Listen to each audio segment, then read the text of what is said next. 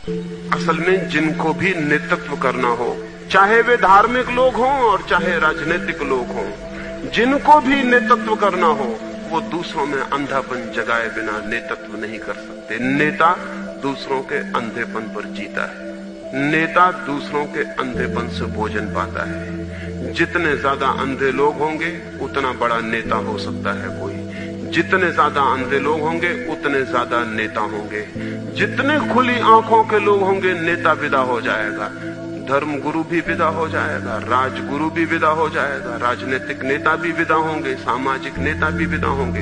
एक ऐसी दुनिया चाहिए जहां मनुष्य अपना नेतृत्व स्वयं करने में समर्थ हो और कोई उसका नेता न हो।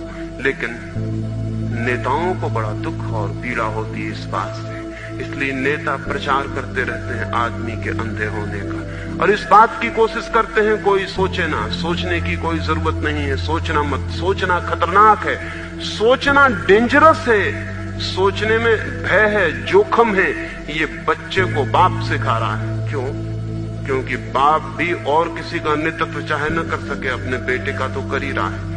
अपने बेटे की मालकियत तो कर ही रहा है। अपने बेटे को तो वो कह ही रहा है, मैं अनुभवी, मैं ज्ञानी, मैं तुम्हारा बाप, मैं जो कहता हूं वो ठीक। दुनिया में कोई कुछ कहे, किसी के कहने से कुछ ठीक नहीं होता। कोई चीज तभी ठीक होती है जब मेरे विवेक और विचार को ठीक होती है। सारी दुनिया कुछ कहे लेकिन मेरे विवेक और विचार में जागृत होकर अगर वो चीज प्रतिफलित नहीं होती तो वो ठीक नहीं होती। लेकिन बाप कह रहा है कि मैं कहता हूं वो ठीक, माँ कह रही कि मैं कहती हूं वो ठीक, स्कूल का शिक्षक कह रहा है कि मैं जो कहता हूं वो ठीक है, दुकानदार कह रहा है कि मैं जो कहता हूं वो ठीक है, विज्ञापनदाता कह रहा है कि हम जो टूथपेस्ट बेचते हैं वही ठीक है, हम जो साबुन बेचते हैं वही ठीक है, सिनेमा वाला भी वही कह रहा है, राजनीतिक नेता भी वही कह रहा है कि मेरे मार्के की राजनीति ही ठीक है, मेरा शास्त्र ठीक है।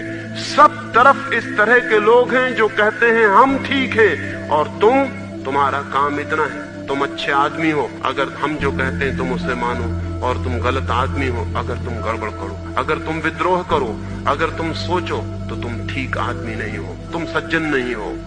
ये चारों तरफ की चेष्टा ने एक एक आदमी की आत्मा को बंदी बना दिया है, उसे मुक्त होने के उपाय नहीं छोड़े। और जो हमें बंदी बनाए हुए हैं, हम सोचते हैं वे ही हमारे मार्गदर्शक हैं।